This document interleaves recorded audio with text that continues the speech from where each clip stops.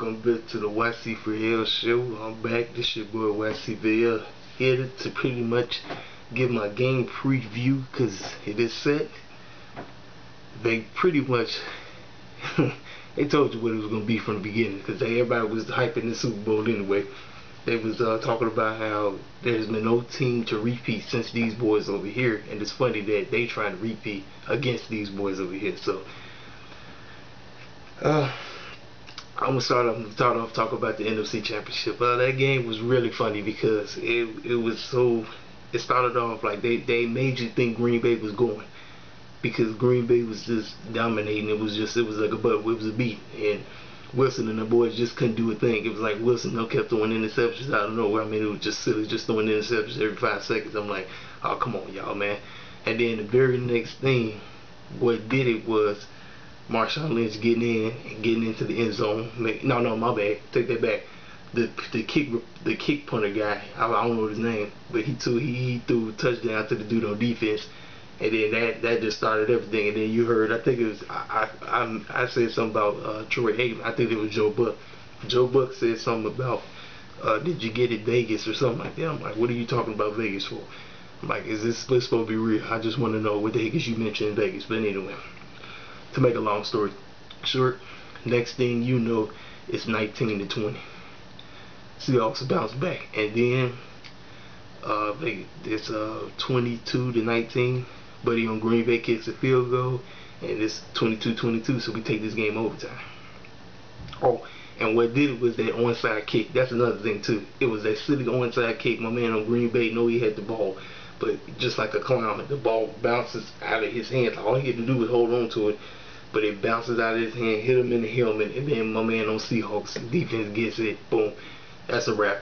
And then the rest is history. Seahawks end up winning the game, and so now they're back again representing the NFC Conference, going into the Super. Meanwhile, we got the Baphomet heads, Brady, and I'm not even bothered to watch the game. I looked at maybe a couple of seconds of that game's that. Look at, anytime you have a blowout, you know somebody in that organization is being told, hey, throw this game. Don't, and look here, I don't have the proofs on which player it was, so I can't say that. All I can say is somebody in the organization was told, lay low.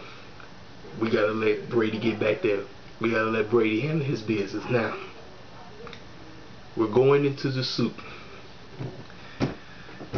Now, I've done videos in the past talking about whatever. Remember, you heard me say whatever conference goes first, that conference is coming up short.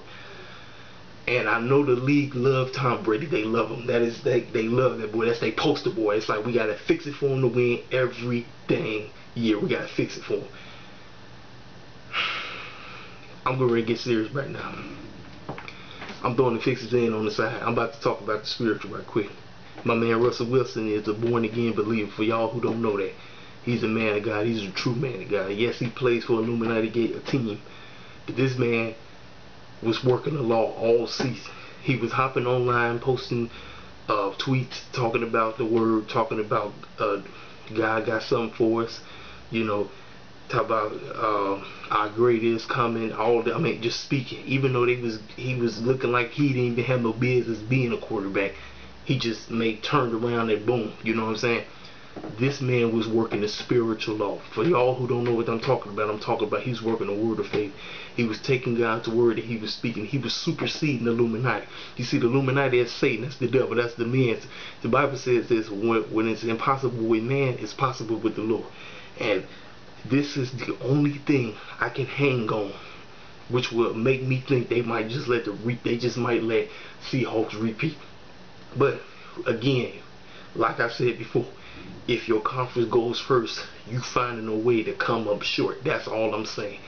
You're finding a way to come up short. Don't know how, but I'm serious. I got to roll with the Seahawks. Now again, remember, you heard it first from me. I always say, if your conference goes first, you're coming up short. So if New England win, it's no surprise to me. It's none whatsoever. Because you heard it here first from me. I remember I said at the beginning of the season, if your conference goes first, you ain't winning. But Russell Wilson is is working a spiritual law. He's taking the word of God and he's superseding all that. He's superseding what everybody else talking about. Everybody else talking about all counting them out. They was counting them out at halftime, and then boom, they bounced back. You see what I mean?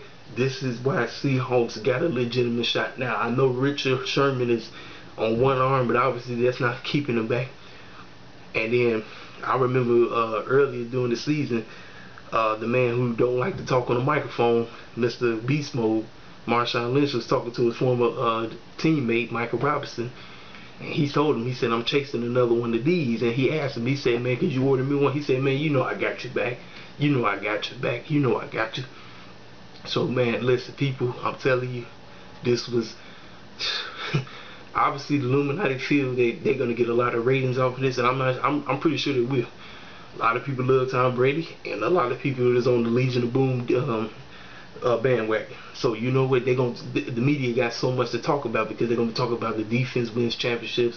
You know how the heck I can hear them now. They're gonna talk about how Tom Brady's legacy is at stake.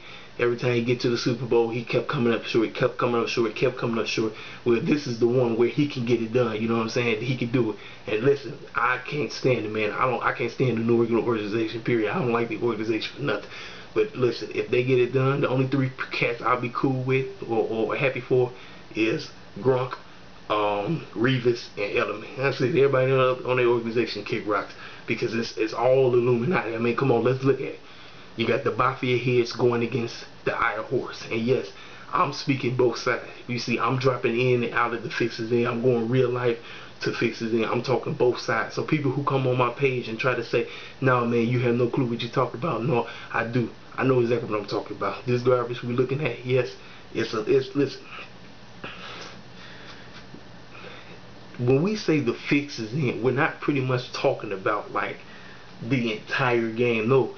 It's certain segments where they allow certain things to happen. They allow games to be close, just like how the Green Bay and Seahawks game was. And then they allow blowouts, like the New England versus Colts game. That's why I didn't bother watching that jump. Like, I really didn't even have no interest in watching it, because everybody was so caught up in the green and how the Seahawks make that miraculous comeback to win. You know, now they got the New England Patriots, who just seems to keep putting a beating on everybody they face. It's just they keep putting a beating on everybody. And you know what? It is what it is, man. I'm telling you. If the Illuminati screw Seahawks and give it to Tom Brady, they just do. But it's going to be bogus as heck, because I really do like Russell Wilson. I know a lot of people ain't really on him. You know, everybody's so caught up on the Legion of Boom. But listen, man, they organization. It's something about both of these organizations that I really don't approve of. However, I don't look at that. I look at individual people. I look at people, you know, their lifestyle. What do they represent? Tom Brady, you know, that dude is full of it. You know, he's all caught up in all this limelight. And I'm not saying Russell Wilson ain't, because he's been getting a lot of commercial deals too.